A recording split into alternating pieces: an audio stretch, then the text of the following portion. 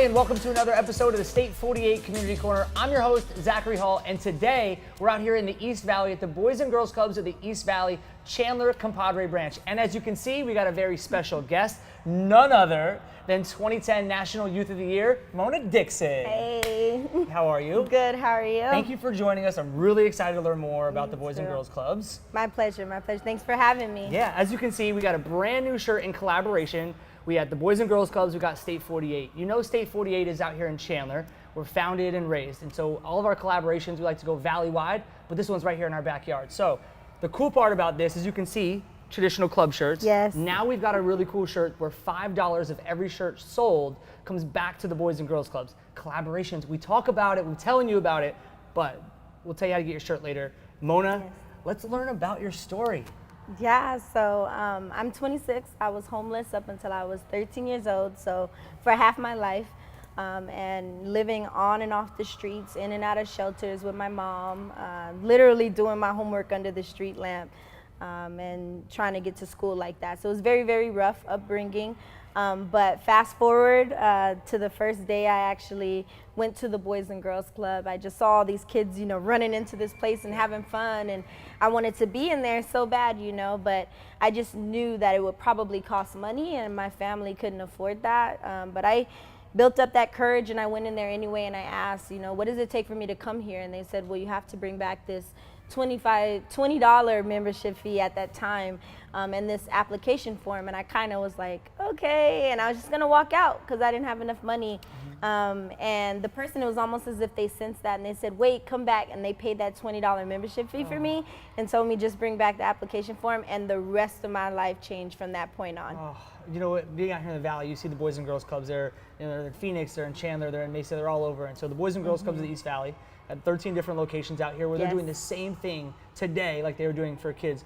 Tell me what the Boys and Girls Clubs are doing today. Yeah, so there's so many different opportunities and different things that go on at the Boys and Girls Club. Some people think it's just like a daycare or somewhere you just send your kids, but it's much more than that. So whether they want to learn sports for the first time, they have like basketball, flag football, there's cheerleading for girls, or whoever wants to be a cheerleader. Yeah. But they have all these different things you can participate in, and then they also have different clubs like Passport to Manhood for the guys, and helping them develop and learn different things that they may not, you know, be aware of so much now. And then there's Smart Girls for girls, and then they have Smart Moves, which is where all the youth come together and they just learn about different things like how to handle if someone's asking them to take drugs, or how to handle bullying, or just different things like that. Then there's Keystone, which is a teen leadership program that focuses on like academic success, career excellence, and community service. So there's just so many things that help kids be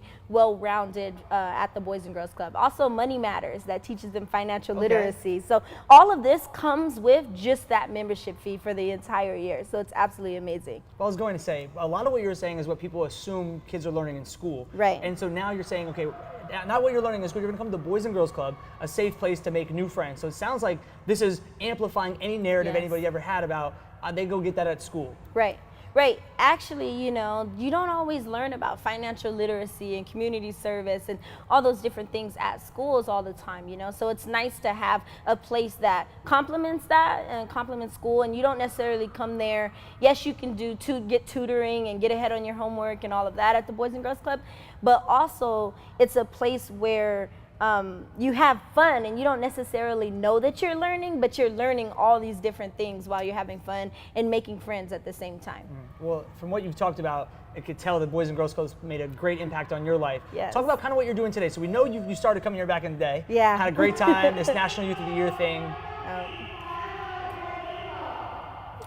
So we'll do that again.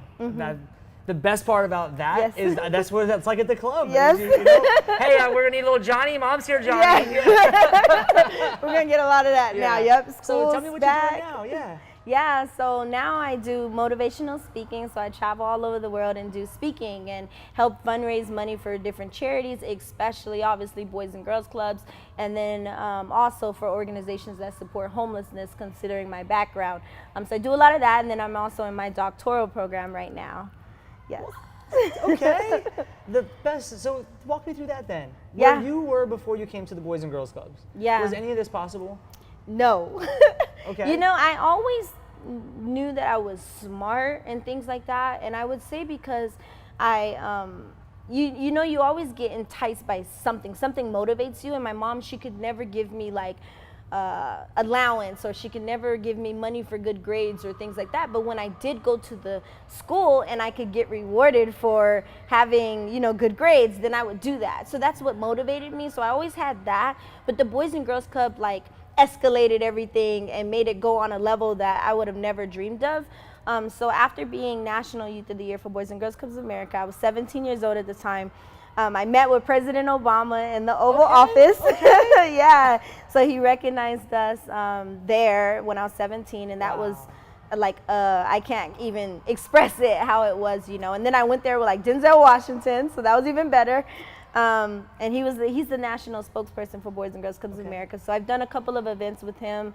Got to be in a number of commercials already with a number of celebrities, from Jennifer Lopez to Magic Johnson, Mario Lopez, things like that. I got recognized by LeBron James. He gave me a signed shoe. So, so my life just, you know, took off. None of those things wouldn't have been possible without Boys and Girls Clubs and having all of those different alum come from Boys and Girls Clubs. So they're always staying focused on that educational piece. It gave me over $100,000 in scholarships money. So that's what paid for my bachelor's, my master's, and helping me get this doctoral degree now. So the Boys and Girls Club completely saved and transformed my life. That's awesome. So you talk about going the Youth of the Year. Walk me through that process. So I know the Boys and Girls Clubs have this Youth of the Year, maybe each club, but what was that like for you?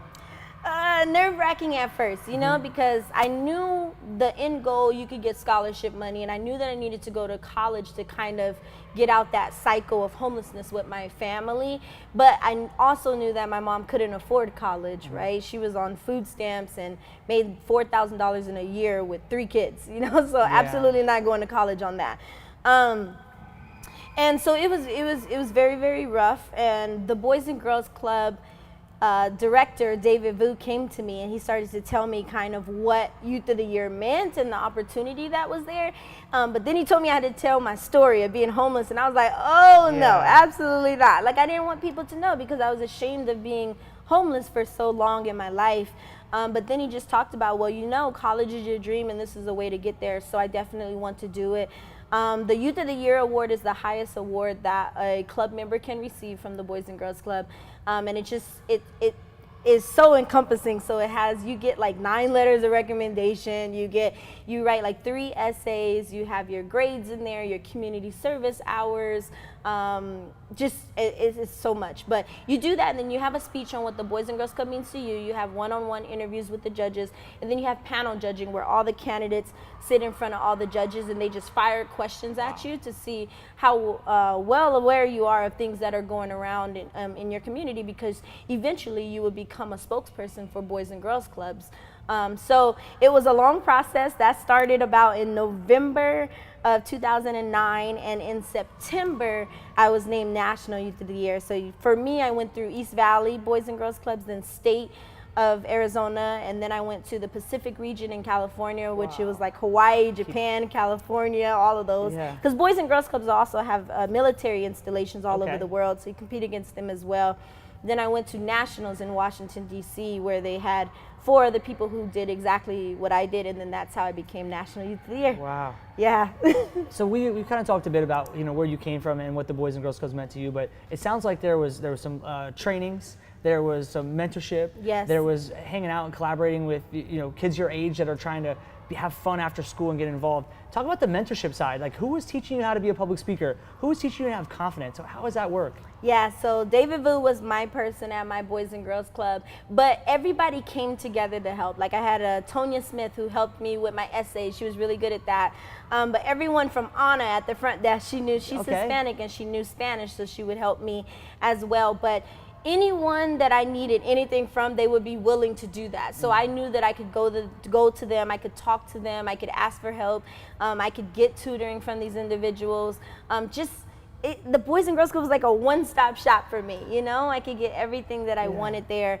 If I was hungry and I needed a healthy meal to eat, then they would provide that for me. So it was just like, once I walked through those blue doors at the Boys and Girls Club, I just knew I was safe. I just knew that I had all the mentors, all the support, and then once it became a family for me eventually. Awesome. Well, you know, I was at a Boys and Girls Club event last year, and I believe you spoke. It was like a gala. Tell me about what that was like. So what goes on at the gala every year? Yeah, so every year, Boys and Girls Clubs of the East Valley puts on a gala, a fundraising gala. So it just brings together different community partners and different supporters of Boys and Girls Clubs and people who believe in the future of youth. So they come together. We have auctions, silent auctions, live music. There might be performers there, VIP parties. So it's just a fun time for people to get together and help raise money for youth all over Arizona to be able to come to Boys and Girls Clubs of the East Valley and have their lives transformed. That's awesome. So now being grown, how are you giving back to the Boys and Girls Clubs? Or maybe how can somebody like myself or anybody that's watching this, how can they get involved with the Boys and Girls Clubs? Yeah, so I stay at the Boys and Girls Club. It's still like my home, but I always go back and volunteer. And of course, when Youth of the Year time comes around, I'm always asked to help out with Youth of the Year, come back, be a judge, help them with their speeches, the interviews. So I just love doing that. Now my mom also works at the Boys and Girls Club, so I see her there a lot as well. But different individuals, there's so many ways you can get involved. You can come there, you can volunteer, you can always donate, you know, you can be a monthly giver, you can do one-time donations, you can come to the events, support those. But yeah, you can buy a shirt, a nice State 48 shirt. That's right. And support the Boys and Girls Club. But there's just so many different ways that you could be involved. And if there's some type of gift that you have that you want to give to the Boys and Girls Club, like say you play guitar, there has been a person who's come in, brought guitars, and taught kids how to play guitar. But that's just a place, the Boys and Girls Club is just a place of opportunities where everything is just limitless, and you can learn new skills and just have fun. So if you have something to bring to the Boys and Girls Club, you could always talk to the local one and see how you can collaborate with them. That's awesome. All right, so you talked about this gala, and I heard there's golf too. So what are the dates this year for the gala and the golf? Yeah, so the golf tournament is Friday, October 18th, and then the gala is Saturday, October 19th. So back to back, it's a weekend. So I'll make sure I'll put that in my calendar now, but I got to learn more. So what are the websites, or how do I learn more about Boys and Girls Clubs of the East Valley and this gala? Yeah, so at clubzona.org, you can learn a lot more about Boys and Girls Clubs of the East Valley, and then you can also learn about the gala, how to be a sponsor, how to buy tickets, and be a part of that wonderful event. That's awesome. And before we go, how do we get in touch with Mona Dixon? All right, so at monadixon.com, my website, my Instagram, Mona Dixon Official, my Twitter, Mona Dixon Speaks, and Mona Dixon on Facebook. Well, I'm going to make sure I go get Dr. Mona Dixon soon on Instagram, okay? We're going to take care of that one for you. Oh, thank you so much. Well, thank you so much for joining. This has been great. Thank you for having me. All right, well, this has been another episode of the State 48 Community Corner. You got to check out the shirt, the collaboration with the Boys and Girls Clubs of the East Valley, where $5 of every shirt comes back here to clubs just like this. And if you want to do your own State 48 collaboration, go to state48.com, or you can send us an email, info@state48.com. Mona, thank you for having us. We're excited to follow your path and your speaking, and Dr. Mona Dixon. Yes. And until next time, we'll see you right here on the State 48 Community Corner.